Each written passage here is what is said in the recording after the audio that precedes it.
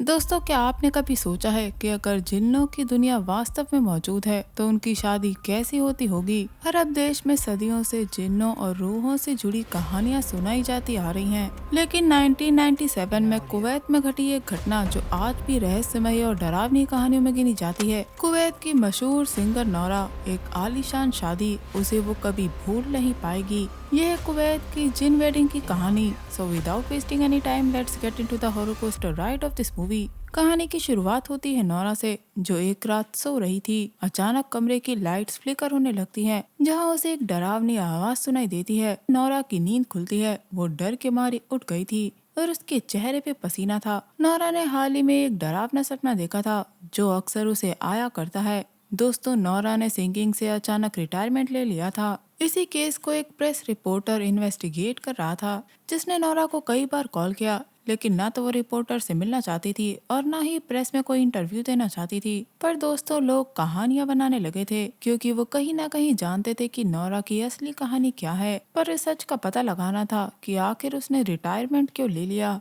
Reporter ने investigation report पढ़ी है, पर वो खुद नौरा से बात करके उसकी कहानी जानना चाहता है। फोन पे पुलिस वाला उसे बताता है कि वो नौरा के जानने वाले से बात करेगा, ताकि वो अपनी कहानी बताने को तैयार हो जाए। अब कहानी वक्त में पीछे जाती है और हम नौरा को एक वेडिंग फंक्शन में गाते हुए देखते हैं। उसका गाना सभी लोगों को पसंद आता है। उस फैमिली की लेडी नौरा को पैसे देती है, क्योंकि वो उसके काम से काफी खुश थी। नौरा बताती है कि अगर वो चाहे तो वो सुबह तक गा सकती है, पर लेडी उसे यहाँ पैसे देती है। नौरा को जब ये पता चलता है कि वो पैसे शादी के पैसे उसे दिए गए हैं, तो वो इन्हें रखने से मना कर देती है। तब लेडी उसे समझाती है कि दुल्हन को अच्छा नहीं लगेगा, इसलिए नौरा वो पैसे रख लेती है। पैसे मिलने के बाद नौरा उनको अपनी टीम से बांटती है। उसकी टीम में एक लेडी थी, शैम्स, जो कि उसकी बहन की ही तरह थी। यहाँ शैम्स कहती है कि अगली बार वो किसी बड़े अमीर या किसी राजा की वेडिंग का इनविटेशन ले, ताकि उन्हें ज्यादा पैसे मिल सके। यहाँ हम नौरा की एक और टीम मेंबर को देखते हैं, जिसे नौरा ज्यादा पैसे दे देती है, क्योंकि उसे चलने में तकलीफ होती थी। सबको पैसे देने के बाद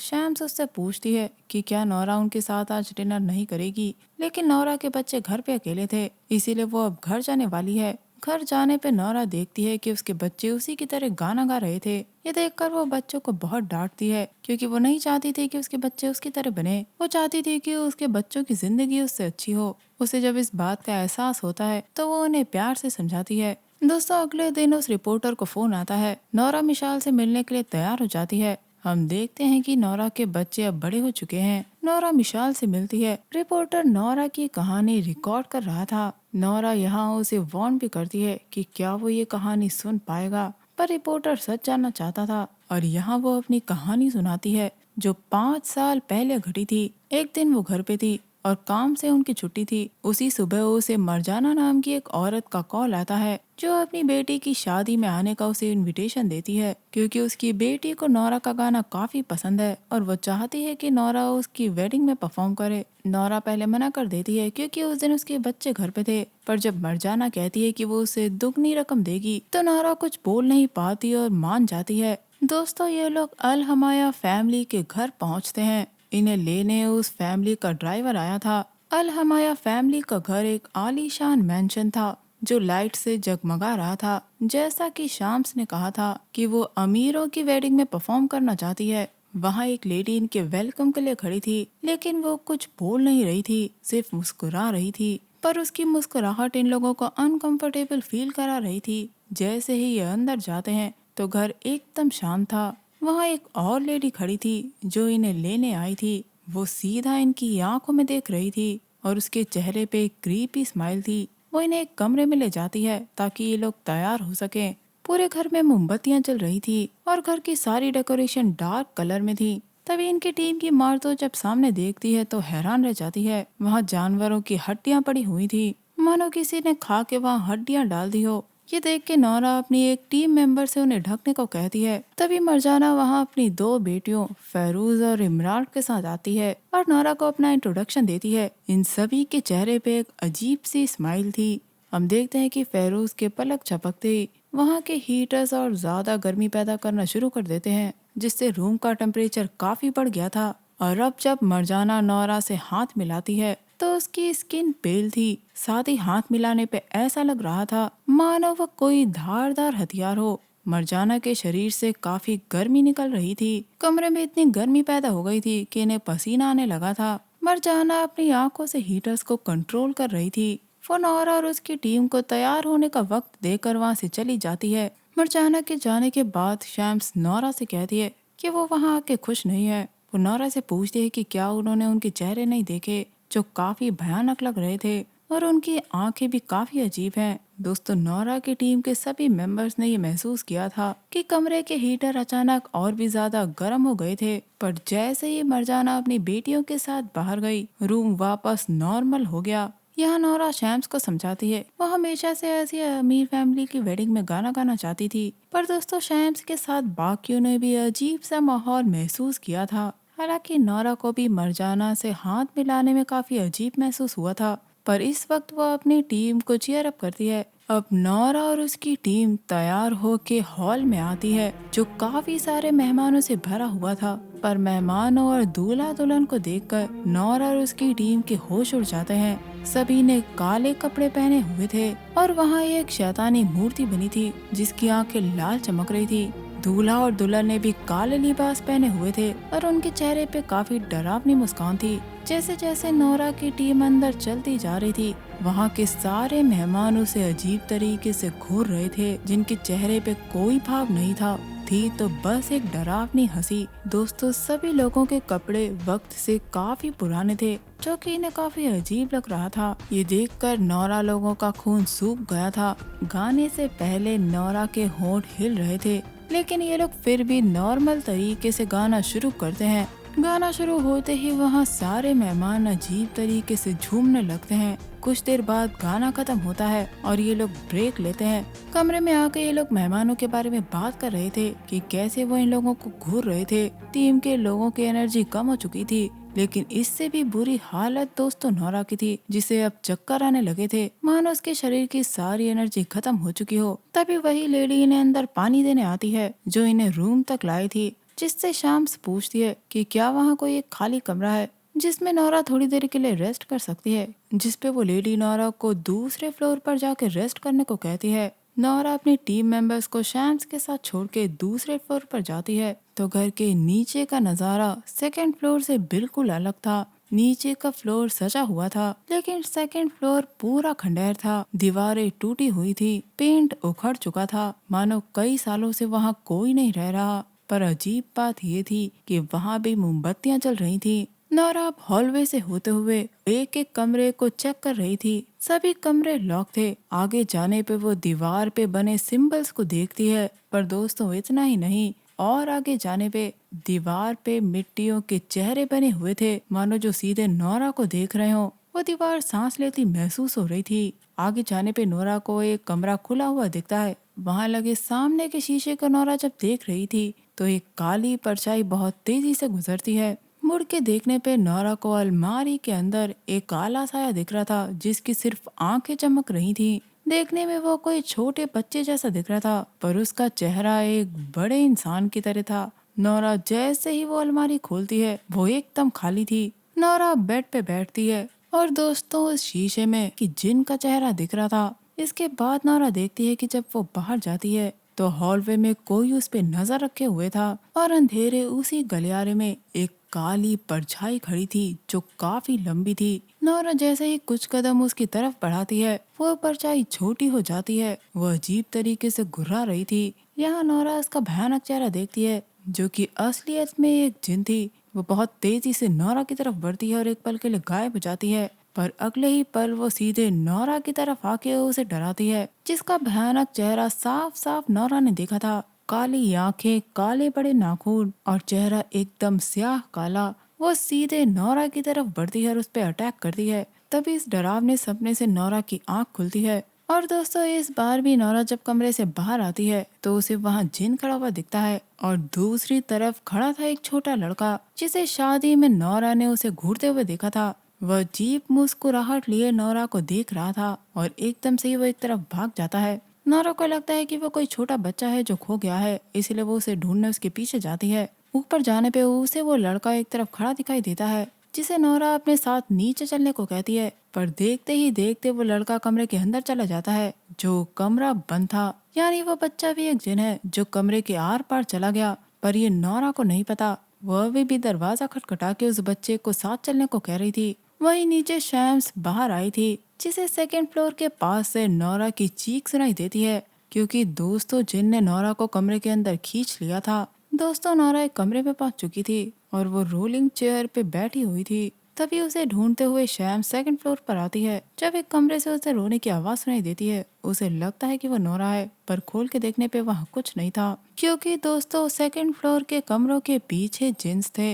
आगे जाने पे शैम से एक कमरे को खुला पाती है, जहाँ डाइनिंग टेबल पे खाना रखा हुआ था और वहाँ जिन्स बैठे हुए थे जो सीधे शैम्स की तरफ देखते हैं। अब शैम्स को भी मिट्टी से बने वही चेहरे नजर आते हैं, जिनमें से एक के चेहरे की मिट्टी हटना शुरू हो जाती है। वो चेहरा दीवार से बाहर तोड़ के सीधे उसके सामने आ जाता है, जिसकी आंखें एकदम काली थी और वो हाइट में काफी लंबा था। वो सीधे शैम्स के पास जाके अपना मुंह खोलता है और उसके मुंह से कई कीड़े निकल के सीधे शैम्स की तरफ जाते हैं। पर शैम्स ने प्रेयर पढ़ना शुरू कर दी थी और वो जिन वापस दीवार के अंदर चला जाता है। इस चीज ने शैम्स को इतना डरा दिया था कि वो सीधे भाग के वहाँ से चली जाती है। कमरे के अंदर वो बच्चा जिन नोरा को दिखाता है कि वो एक बच्चा बनके नोरा की गोद में लेटा हुआ है, जबकि असलियत में नोरा की गोद में कुछ नहीं था। वो बच्चा जिन नोरा से कहता है कि वो मरजाना के लिए गाय, वरना वो उसे यहाँ से जिंदा बाहर नहीं जाने देगी। जिसके बाद वो गायब हो जाता है। नोरा प्रेयर्स पढ़ना शुरू करती है और दरवाजा खुल जाता है।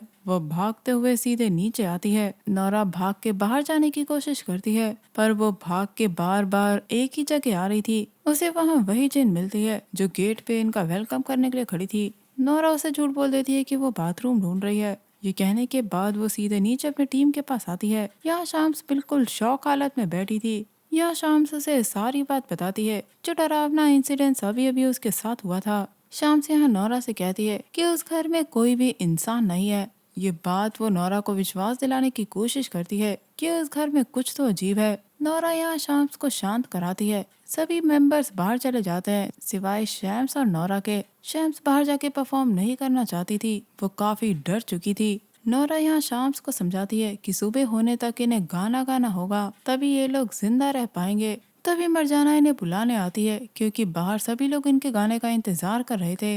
नोरा यहाँ मरजाना से कहती है कि शाम्स थक चुकी है और उसे एक ब्रेक की जरूरत है। लेकिन तभी शाम्स गुस्से में बोल पड़ती है कि वो जानती है कि वो सब जिन हैं और वो लोग जिन की वेडिंग में गा रहे हैं। यहाँ मरजाना सच्चाई बताती है कि वो सभी लोग जिन हैं और शाम्स से कहती है कि क्या वो जानना चाहती है कि जिन क्या कर सकते हैं। शाम्स तुरंत दरवाजा खोल के वहाँ से बाहर भागती है, पर दोस्तों वो दरवाजा ऊंचाई पे खुलता है और शाम्स सीधे ऊंचाई से नीचे जाके गिरती है। ये देख के डर के मारे नोरा शाम्स के बारे में पूछती है। मरजाना यहाँ उसे बताती है कि शाम्स जा चुकी है और कभी नहीं लौटेगी और ये लोग उस घर से जा नहीं पाएंगे। वो वापस नोरा को वेडिंग में जाके गाने को कहती है, वरना वो सभी को मार देगी। साथ ही वो नोरा को बताती है कि आज उस घर में उसने जो भी देखा वो बाहर जाके ये किसी को ना बताए। और अब वो हॉलवे में जाती है। डर के मारे नोरा ऊपर से नीचे कांप रही थी और सभी जिन सीधे इनकी तरफ घूर रहे थे। अब नोरा और उसकी टीम गाना शुरू करती है और ये सभी लोग अजीब तरीके से झूमना शुरू कर देते हैं, जो बिना रुके नाचते जा रहे थे। लेकिन इनका नाचना कोई नॉर्मल नहीं था। यहाँ नोरा उस जिन को भी देखती है जिसकी शादी हो रही थी और उसे याद आता है कि सेकंड फ्लोर पे जिस जिन ने उसे डराया था वो यही जिन थी। रात के 3 बज चुके थे और ये लोग बिना रुके नाचते जा रहे थे। यहाँ इनका असली चेहरा सामने आने लगा था। आंखें काली हो गई थी, चेहरे की स्किन अजीब सी हो चुकी थी। ये लोग अपने असली रूप में आ चुके थे और अब शादी में शामिल सभी मेहमानों के पैर बकरी की तरह बन चुके थे। यहाँ नोरा शाम्स को भी नाचते हुए देखती है, जिसकी आंखें काली थी और वो काफी डरावनी लग रही थी। नोरा और उसकी टीम जिनकी शादी में गाना गा रही थी, ये सच्चाई ये लोग जान चुके थे, जिस वजह से किसी तरह ये लोग गाना गा के वहाँ से भागना चाहते थे। जैसे जैसे ये लोग गाना गाते जा रहे थे, डर और गहराता जा रहा था। एक पल ऐसा आता है जब घर की सारी चीजें हिलना शुरू कर देती हैं। ये सभी जिन नौरा लोगों की तरफ बढ़ रहे थे, पर एकदम से ही एक जगह रुककर वो सीधे ऊपर की तरफ देखने लगते हैं। यही टाइम था जब नौरा और उसकी टीम भाग के उस घर से बाहर आती है, तो वहाँ इन्हें एक लोकल आदमी मिलता है। यहाँ नौरा और उसकी टीम को उस आदमी से जो पता चलता है वो शायद ये लोग जिंदगी भर कभी नहीं भूलेंगे। वो आदमी इन्हें बताता है कि वो घर कई सालों से खाली पड़ा है, वो घर हॉन्टेड है और उस घर के बारे में कई डरावनी कहानियां उन्होंने सुनी है। जाने से पहले वो आदमी लोगों को बताता है कि वो लोग उस घर के अंदर ना जाएं। ये कह के वो वहाँ से चला जाता है।